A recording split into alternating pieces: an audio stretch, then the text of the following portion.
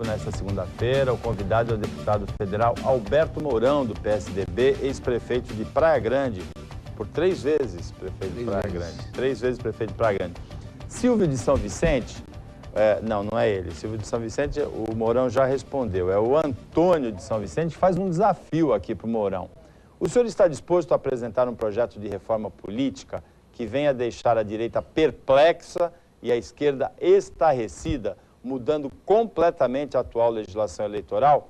Como faço para entregar esse projeto ao senhor? Ele pode... Primeiro que eu preciso ver que tipo de projeto é, analisar. Estou aberto à apresentação. Tanto é que eu abri uma enquete no meu site, tem uma enquete sobre reforma política. Se as pessoas quiserem entrar no meu site lá, vão ter condições de conhecer algumas das propostas políticas que está tramitando no Congresso. E eu estou, através do site, através dessa enquete, tentando fazer com que as pessoas entendam o que é reforma política, o porquê da reforma política, o que é voto distrital, o que é voto distrital misto, o que é distritão, né? Todas aquelas coisas para as pessoas entenderem. E aí, a partir disso, dizerem o que acham melhor para a reforma, e em cima disso a gente traçar uma estratégia no Congresso. Era uma proposta até de campanha que eu falei que ia fazer. Toda vez que tiver um projeto de lei polêmico, eu quero fazer enquete via site da Câmara Federal. E se ele quiser... Qual é o site? O site é Alberto Mourão. Sem o tio? Sem o tio, Alberto Mourão sem o tio, @.com.br. Tá.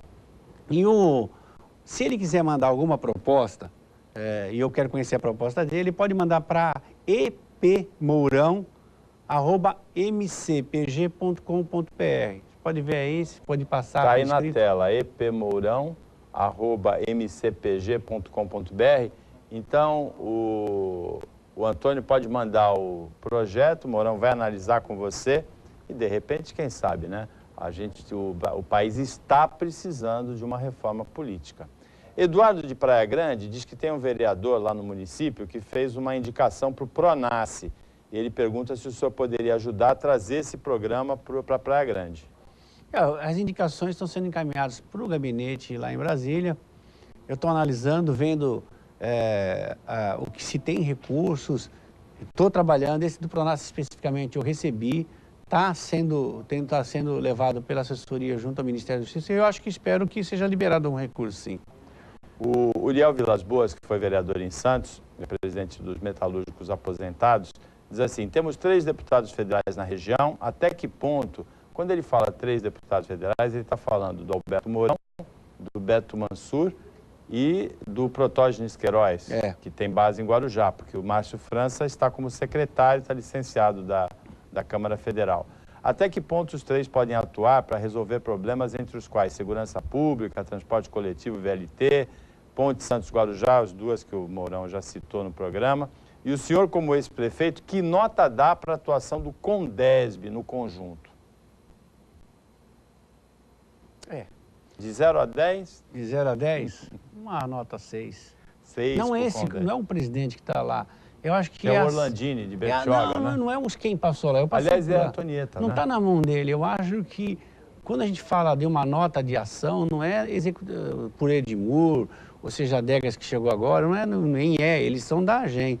Eu acho que a gente precisa amadurecer a cultura metropolitana. Então, quando você dá uma nota 6, eu dou uma nota para nós todos, sociedade e diretores. Porque se a gente não melhorar essa relação e o entendimento do que é a região metropolitana e absorvermos a cultura metropolitana, nós não vamos enfrentar as coisas. Tipo, acabamos de falar agora, não adianta construir mais um hospital na cidade que já tem. Precisa abrir mão da sociedade para construir em São Vicente, para resolver o problema teu. Senão você traz mais problema para dentro da tua casa. O conjunto, né? Eu preciso resolver, não adianta eu querer levar 100 milhões para Praia Grande de obras de infraestrutura, se eu não arranjar 50 para São Vicente e enfrentar os faróis que me ocasionam 50 quilômetros de congestionamento na temporada dentro de Praia Grande. Então a gente precisa ter essa percepção metropolitana. E é isso que talvez no caminho. O problema dos cruzamentos da imigrantes em São Vicente, na cidade de São Vicente, vão se refletir em Praia Grande e às vezes até em Mongaguá. Todo fim de semana.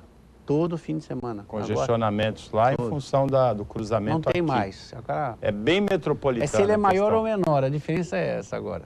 O Uriel Vilas Boas também disse que está fazendo um convite para o deputado participar de um debate sobre problemas da Previdência Social. Então vai receber esse convite. Obrigado, Uriel. O Antônio de São Vicente pergunta: qual o seu projeto futuro? Vai ser prefeito de Praia Grande de novo? Vou terminar meus trabalhos que eu tenho no Congresso Nacional, que está em andamento. Não sabe o que vai acontecer ano que vem. Não E tem em Praia ideia. Grande, como é que está a situação? Bem? Está bem, está caminhando, as coisas estão indo bem. O prefeito está agora se firmando no mandato, está tocando as obras que ele colocou, estavam planejadas lá atrás. Então, acho que as coisas caminham para uma reeleição dele, né? Toda aquela turbulência política do início do mandato, questionado, compra de voto, que o processo acabou sendo arquivado, né? É. Tudo aquilo passou já, momento mais tranquilo? Já está mais tranquilo. Foi por isso que agora o governo começa a ter mais corpo, né? Bom, na Câmara o deputado Alberto Mourão é coordenador da subcomissão de portos, né? Sim. Qual é o trabalho lá? A deputada Thelma de Souza, que é de Santos e foi 3 vezes deputada, né? Ela dizia que era muito difícil conversar sobre porto na Câmara Federal, porque era um assunto complicado para os outros deputados. É verdade isso? Eu até acho que ela tinha razão em parte, porque como a maioria dos deputados acabam sendo eleitos por regiões portuárias, não tem a visão estratégica da importância do porto para a economia brasileira. Isso eu falei na minha fala na comissão, que quando eu pontuei a necessidade de a gente dividir a comissão em subcomissões temáticas, e que prioritariamente essas comissões fossem constituídas de pessoas ligadas aos interesses portuários, o outro é o interesse de ferrovia, outro de rodovia, outros aeroportos. Por quê? Porque essa afinidade com o tema vai fazer um interesse maior acontecer para a discussão e depois você acaba culturando gradativamente a toda a casa com a presença constante do debate dentro da comissão e do Congresso. Então, eu acho que essa coisa está caminhando bem. O porto tem que ser visto como estratégico para o desenvolvimento econômico, né? A gente sabe muito bem que hoje o custo do Brasil está na falta da infraestrutura adequada, nós estamos aí à porta de uma inflação, também que a responsabilidade maior é que nós não podemos crescer, porque nós não temos infraestrutura, a demanda pode aumentar, você tem uma inflação de demanda, uma inflação de déficit público. É um conjunto de problemas que estão acontecendo e que passam por melhorar a infraestrutura. Por isso que eu resolvi ir para a Comissão de Gestão de Transporte, porque é que engloba a maior parte das infraestruturas que demanda que tem. Ferrovia, rodovia, portos, aeroportos, são os grandes 4 modais que são um gargalo da produção no país. Ninguém exporta sem porto e ninguém importa sem porto. Um navio hoje em Santos, em média, perde a perda de tempo de embarque e desembarque de perda do navio é de 2 a 15 dias. Isso não existe em lugar nenhum no mundo.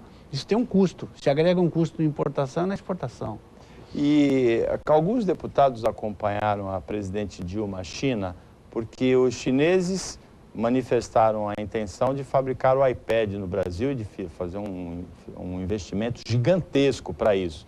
Mas eles querem uma redução do custo do Brasil, né? Sim, 50% do iPad é imposto.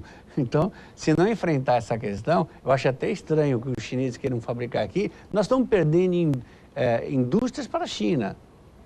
A indústria da construção civil, algumas empresas hoje elas pegam o seu produto aqui, a sua planta, seu projeto, levam na China, pega uma empresa chinesa para fabricar aquilo e manda para o Brasil. A Papais é uma que está fazendo isso. Então, eu estou achando estranho que a China agora... de cadeados e fechaduras? Acho estranho que agora a gente consiga estar assistindo ao contrário, né? A China, com uma boazinha, quer vir fabricar iPad aqui. Nós temos que não resolver o problema do iPad, né? Ele é prioridade ou não é prioridade? Para mim não é uma prioridade. A prioridade é fazer uma reforma efetivamente tributária para desonerar o setor produtivo para que a gente possa aumentar as nossas exportações. Eu acho que não é só resolver o problema do iPad, é resolver o problema do sistema tributário brasileiro. Mas seria casuístico uma reforma por causa do iPad no Brasil só, não seria? Eles vão desonerar. Não, acho que não consegue até fazer isso. Seria uma coisa muito estranha, né? Não, muito estranha. Mas a China exige, né? A redução do custo do Brasil para montar o iPad aqui. Ah, sim, ela vai exigir que você tenha algum incentivo fiscal para a produção desse bem aqui, desde que esse bem seja para vender para fora. Agora, se for para a gente produzir aqui simplesmente para vender no mercado interno, ela vem ganhar dinheiro aqui. A gente precisa saber o que ela quer fazer. Se a gente vai vir para produzir no país, para fornecer para a América do Sul, para outros países, ó, bingo.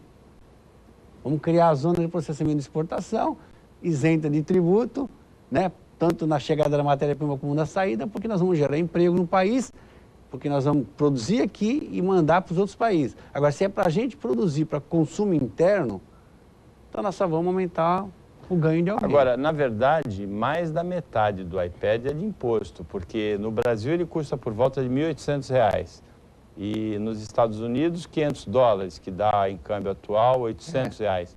Então, no Brasil custa mais do que o dobro do produto nos Estados Unidos, sendo que tem imposto lá também. Nós estamos olhando o iPad. E quantos produtos hoje não tem 100% de imposto no Brasil? O automóvel, automóvel, né? Todos os produtos. A casa, o imóvel. Hoje a construção civil, mas 50 e tantos % é tributo. Em toda a cadeia produtiva. O programa é ao vivo e você, para participar, pode ligar para a gente pelo 35632206 ou mandar um e-mail pelo nd@tvb.com.br. Tem uma pergunta do Demolidor Ferreira, que trabalha com demolição, sobre um projeto antigo da família Peralta para 5.000 apartamentos ao lado do shopping lá de Praia Grande. Depois do intervalo a gente faz essa pergunta.